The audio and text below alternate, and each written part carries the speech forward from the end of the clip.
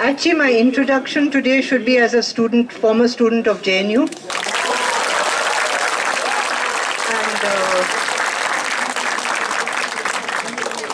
And I feel I've never left the university.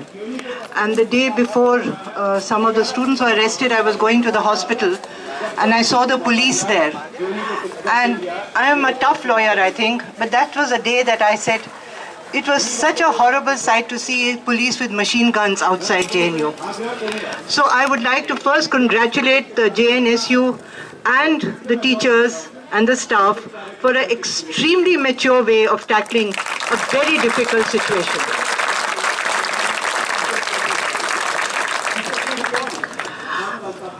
I have been told to speak on sedition. I want to say, as a lawyer now for practicing for 30 years, what is sedition and whether sedition versus freedom of speech is the kind of argument that has been given again and again on the channels and by all of us. I think that is a wrong way of looking at it. And in the context of JNU, when we have such a complex understanding of nationalism, as our speaker here just now spoke, and I'm sure all the other speakers have spoken, we have a very complex understanding of nationalism, its nuances. But our understanding of law and sedition and law and politics is not so complex. I would like to say sedition is a word which you know, which means anti-state. And in many, many judgments across the world, there have been judges quoting from Humpty Dumpty, that is Alice in Wonderland. If you do not remember the quote, I would just quote that for you. Humpty Dumpty said, in a scornful tone, "It means just what I choose it to mean, neither more nor less." Alice said, "The question is whether you can make words mean so many different things." And Humpty Dumpty replied, "The question is, which is to be the master? That's all." So it is the master who decides what is sedition. It is the master which decides what is not sedition. There is no legal argument in that sense in our discussion. We need to know that this was quoted, by the way, in a very similar case called Liverledge and Anderson. And it's become it's actually quoted as a precedent and logic in courts of law across America, Australia, and England. So in law, you can actually say and you can argue that ice cream is meat. There are cases, I'm not being funny. There are cases in which cats are deemed to be dogs. And there are cases where person does not include women. So what is sedition and what is not in law is just a matter of what the master says. However, the question now is that how do we look at sedition and how do we look at it politically and what are the kinds of arguments that we could have? I want to share with you my experience before answering that question.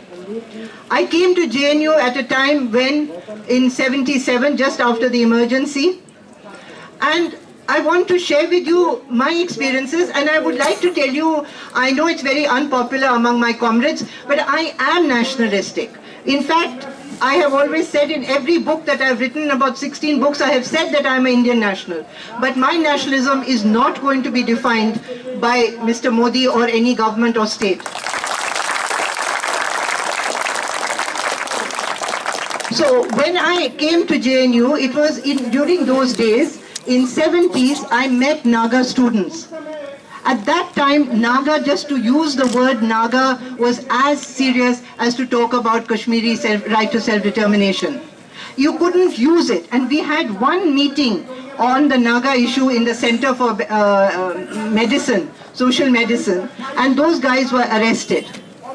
But on the steps of JNU, in fact, my book in the introduction says, on the steps of JNU, talking over cups of coffee, a Naga student, Mr. Luithui, who was studying here, and myself, first time exchanged between Naga nationalism and Indian nationalism.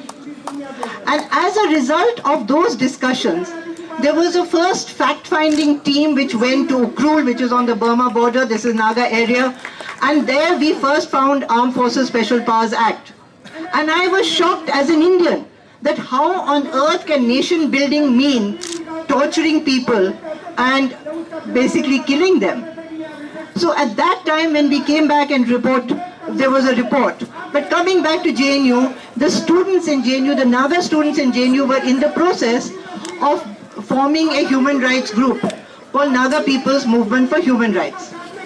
Now at that time when we went for the fact finding, it was very interesting because when we wanted to publish the report, two people, one from CPI and one from Secular Congress, did not sign it because they said it's anti-national to expose the Indian army. Subsequently, they changed their views. But what I was saying is that it was considered anti-national to talk against the Indian army. My understanding is that if that is what our army is doing, that it is better that we speak against it rather than anyone else. So that's how we did it. And when we came back, I said to the Nagas, I want to file a case in the court. I had just passed out after JNU, I went and did LLB. So the Naga students had a meeting in Nagaland House for one whole day. And some of them felt that it is wrong to go to Indian court and accept Indian court. And I said, try it. If we get justice, you get justice, and if you don't, you prove your point. Somewhere deep down, I believe that there was democracy in this country. Somewhere which is difficult to find, but yes, there is if we know how to use it. There was that space. And I filed, and then finally the Nagas passed a resolution, and that they will go to the court, and we went to the court, and we won the case. And it was a case of Sebastian Hongre versus Union of India. And I'm happy to tell you that Sebastian Hongre was also a student of JNU, and we are very happily married, and he's also there. Now, the other thing is that ever since this happened in JNU, and as you know, Kanhaiya's speech was entirely in Hindi. My husband normally says he doesn't understand Hindi. But he has been hearing that speech and getting more and more angry. I was angry, I'm not saying I wasn't. But I have never seen such rage in him in all the years that we've been married. I have never seen it from 79. And he said, this is our university. And you go and do something. I said, what can I do? I mean, there's nothing I can do. And that rage I started understanding when I heard the speeches of your student leaders. Because he is a person whose father had been beaten by the army. For 1 year he was in bed. They had no money at all. For them, the idea of coming to JNU and JNU atmosphere where we could talk on Naga issue was a very valuable experience. And so, Mr. Modi, it was JNU which laid the foundation for the Indo-Naga talks. It was the JNU where we could talk. So that was one experience. Second, it was from JNU that I took out some other Burmese people from jail. One of them hijacked a plane. He did hijack. It's not a joke. He did, and he admitted to it. Sumit, I asked my father, and I asked teachers here, that let's get him admitted. I got him out on bail. Now, hijacking a place, by the way, under Hijacking Act, is death penalty or life imprisonment. There is nothing in between. And we asked for JNU, and this JNU created a space for Sumit, the Burmese hijacker, a student leader, and he was given admission into Spanish in JNU. He was looked upon as a person who had committed sedition by the Burmese government. Now that boy, because he was acquitted, I did the case and he was acquitted in Calcutta. He is now back in Burma, in Myanmar, and he is one of the well-known journalists. So this is again another case.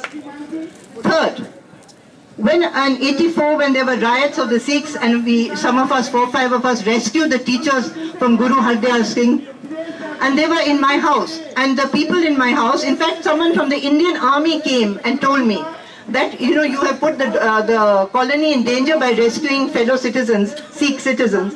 I rang up JNU. And I asked my friends, can I bring them? And they said, of course. So we put them all in a car, hid them under a blanket and brought them, and this was the refuge. So again and again and again, those people who were thought of as seditious turned out to be great nationalists. Sumit is a Myanmar nationalist. My husband, in fact, I think he's been cheering for Indian team more than anyone else. I mean, I'm absolutely amazed.